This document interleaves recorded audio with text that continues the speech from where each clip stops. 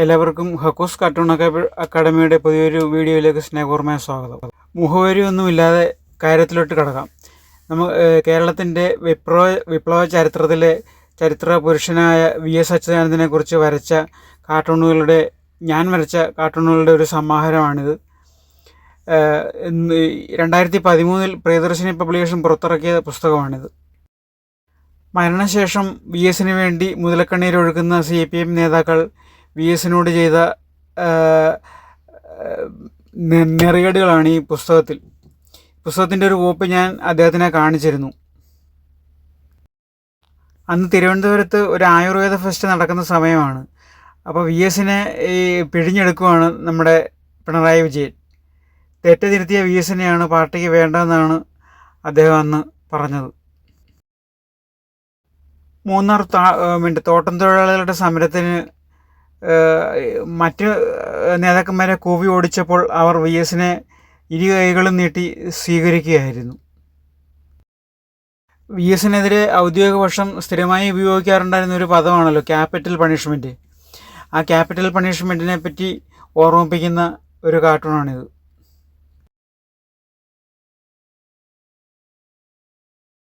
പാർട്ടിക്ക് വഴങ്ങാതെ സ്വന്തം നിലപാടെടുത്ത VSൻ്റെ അന്നത്തെ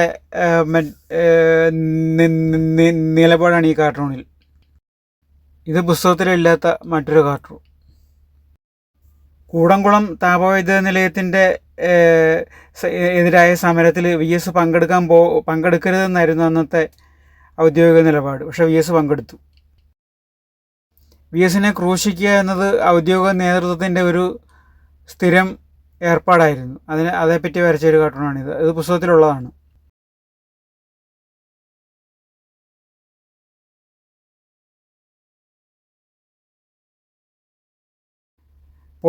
കേരള നേതാക്കൾ പലപ്പോഴും VSനെ ക്രൂശിക്കാനായിട്ട് കുരിശ് പണിയുമ്പോൾ യെച്ചൂരിയായിരുന്നു VSൻ്റെ ഒരു തണൽ.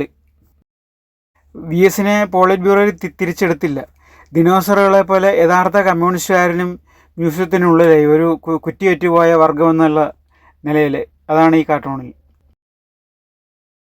മറ്റൊരു VS പീഡനമാണിത്. ഔദ്യോഗിക പക്ഷത്തിനെതിരെ കേന്ദ്ര നേതൃത്വത്തോട് പരാതി പറയുന്ന VS ആണിതിൽ.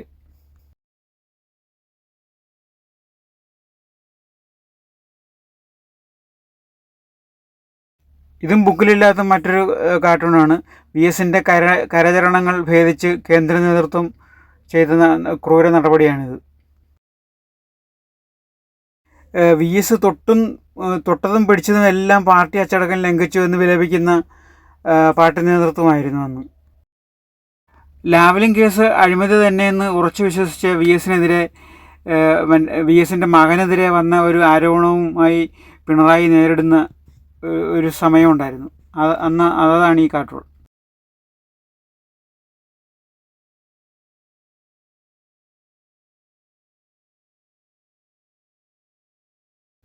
ഇതും പുസ്തകത്തിലില്ലാത്തതാണ്.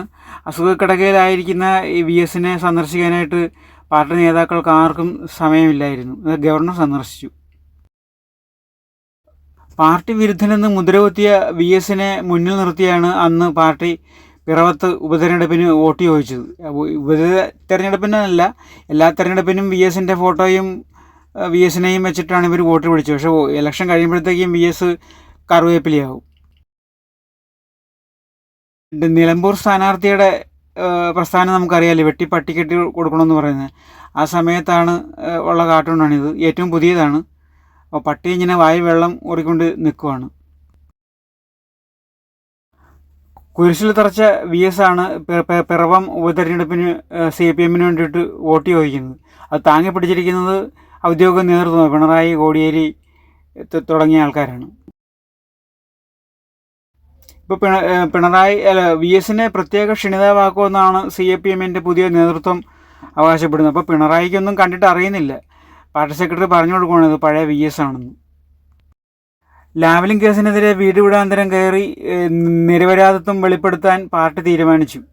അപ്പോൾ അതനുസരിച്ച് പിണറായിയും കൂട്ടരും എൻ്റെ വീട്ടിൽ വന്ന് അച്യുതാനന്ദനെ കണ്ടിട്ട് പറയുകയാണ് എൻ്റെ നിരപരാധിത്വം വെളിപ്പെടുത്താൻ വന്നതാണ്. അച്യുതാനന്ദനാണ് ആ കേസുമായിട്ട് മുന്നോട്ട് പോയത്. ബക്കറ്റിലെ തിര പിണറായിയുടെ ശംഖുമുഖം പ്രസംഗം പ്രശസ്തമാണല്ലോ.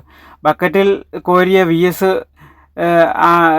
ഇതിൻ്റെ തിരമാലയാണിത്. പി ഡി പി ബന്ധം അന്നും ഇതുപോലെയായിരുന്നു. V S P D P ബന്ധത്തിനെ നഖശികാന്തം എതിർത്തിരുന്നു.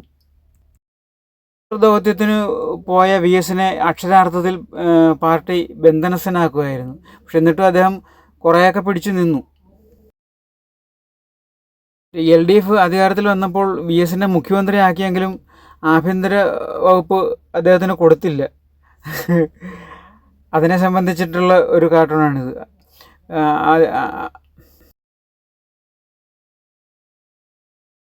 പ്രചാരണം നയിക്കാനും പിന്നെ ഫ്ലക്സ് അടിക്കാനും ഒക്കെ വി എസിൻ്റെ ഫോട്ടോ വേണം, വി എസും വേണം. അത് കഴിയുമ്പോഴത്തേക്കും അദ്ദേഹത്തിനെ പുറത്താക്കും. ഇതാണ് പാർട്ടി നടത്തിക്കൊണ്ടിരുന്നത്. വി എസ് ഒരു ശല്യമാണെന്ന് ഒരു ഘട്ടത്തിൽ ടി കെ ഹംസ പറഞ്ഞു. അതേ പറ്റിയിട്ടുള്ളതാണ് ഈ കാർട്ടൂൺ.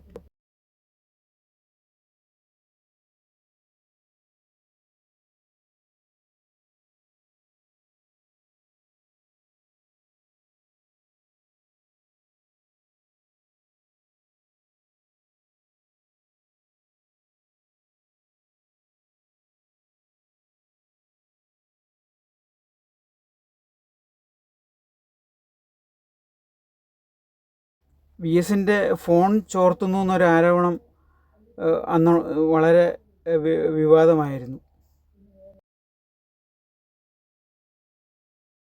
ചാനലുകളെ സ്വാധീനിച്ച് വി എസ് പാർട്ടിക്കെതിരെ നീങ്ങുന്നെന്നുള്ളൊരു ആരോപണം അന്ന് ഔദ്യോഗിക നേതൃത്വം ഉന്നയിച്ചിരുന്നു. വി എസിനെതിരെ കടുത്ത നടപടി ആവശ്യമായിട്ട് മുന്നോട്ട് പോയ പിണറായിക്ക് ഒരു ഘട്ടത്തിൽ വിഷമിക്കേണ്ടി വന്നു.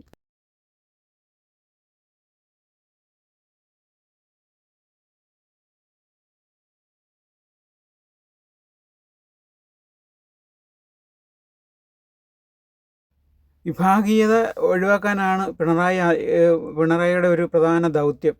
അപ്പോൾ പിണറായി മറ്റേ വിഭാഗീയതയെ ഒഴിവാക്കുകയാണ് വി എസിൻ്റെ ദേഹത്തു നിന്ന്.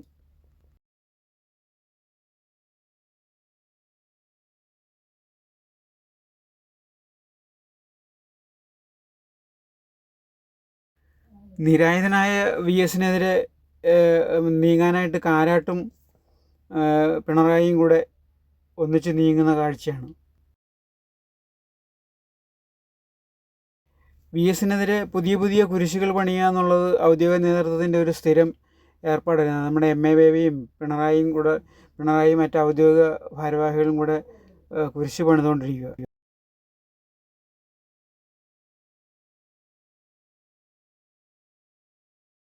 വി എസിനെ പറ്റിയുള്ള എത്ര കാർട്ടൂണുകൾ, ഞാൻ ആയിരക്കണക്കിന് കാർട്ടൂണുകൾ വി എസിനെ പറ്റി തന്നെ വരച്ചിട്ടുണ്ട്. എല്ലാമൊന്നും നമ്മുടെ പുസ്തകത്തിൽ ഉൾപ്പെടുത്താൻ പറ്റിയിട്ടില്ല. എന്നാലും ഉൾപ്പെടുത്താത്ത ഒരുപാട് കാർട്ടൂണുകളുണ്ട്. പക്ഷേ ഇതെല്ലാം കൂടെ ഉൾപ്പെടുത്തിയാൽ നമുക്ക് ഈ ഒരു എപ്പിസോഡ് കൊണ്ടൊന്നും തീരത്തില്ല, ഒരുപാടുണ്ട്. അപ്പോൾ അത് എനിക്ക് തോന്നുന്നത് ഏറ്റവും അധികം ഞാൻ വരച്ചിരിക്കുന്നത് വി എസിനെ പറ്റിയായിരിക്കും. അത് തന്നെയല്ല, വി എസിൻ്റെ മറ്റേ ഇത്രയേറെ ആക്ഷനുകളും ഇത്രയേറെ മുഖഭാവങ്ങളും ഇത്ര വരച്ച ഒരു കാർട്ടൂണിസ്റ്റ് വേറെ ഉണ്ടാകത്തില്ല. അത് ഞാൻ ഒരു വലിയ ഭാവം പറയുമോ മേനി നടിക്കുകയോ ഒന്നുമല്ല. നിങ്ങൾക്ക് ഈ കാർട്ടൂൺ പരിശോധിക്കുമ്പോൾ നമുക്ക് മനസ്സിലാവും, ഒരുപോലെയുള്ള ഒരു മുഖവും വേറെ ഇല്ല. എല്ലാം പുതിയ പുതിയ ഭാവങ്ങളും ആക്ഷനുകളുമാണ്.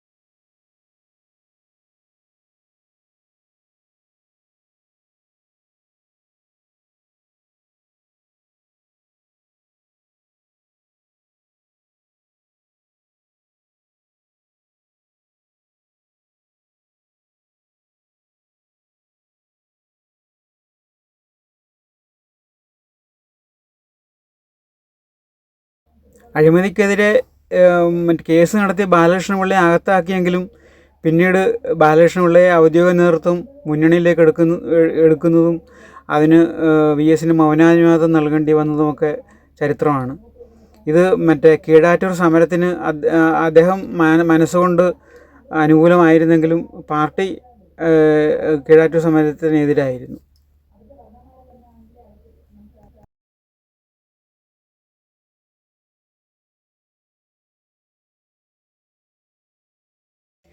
നിരവധി കാർട്ടൂണുകൾ ഇനിയും ഉണ്ട്, പക്ഷേ എല്ലാം ഇതിനകത്ത് ഉൾപ്പെടുത്താൻ സാധിക്കുന്നില്ല.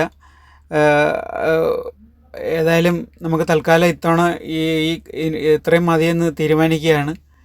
നമ്മുടെ കേരളത്തിൻ്റെ സമരചരിത്രത്തിൽ ഒരു നിർണായക പങ്ക് എഴുതി ചേർത്ത വിപ്ലവത്തിൻ്റെ ചോദ്യം ചെയ്യപ്പെടാനാവാത്ത നേതാവായ അച്യുതാനന്ദൻ ഞങ്ങളുടെ നാട്ടുകാരനാണ്, പുന്നപ്രക്കാരനാണ്, പറവൂരുകാരനാണ്. ആ നേതാവ് പിന്നെ പറവൂരിൻ്റെ ഒരു സന്തതി എന്നുള്ള നിലയിൽ എനിക്ക് കൂടുതൽ അദ്ദേഹത്തിനോട് ആഭിമുഖ്യമുണ്ട്. അപ്പോൾ ഈ വിപ്ലവ നക്ഷത്രത്തിന് എല്ലാ വിപ്ലവ അഭിവാദ്യവും നേർന്നുകൊണ്ട് ഇതിനകത്ത് ഈ ഒരു എപ്പിസോഡ് ഒന്ന് വിടവാങ്ങുന്നു.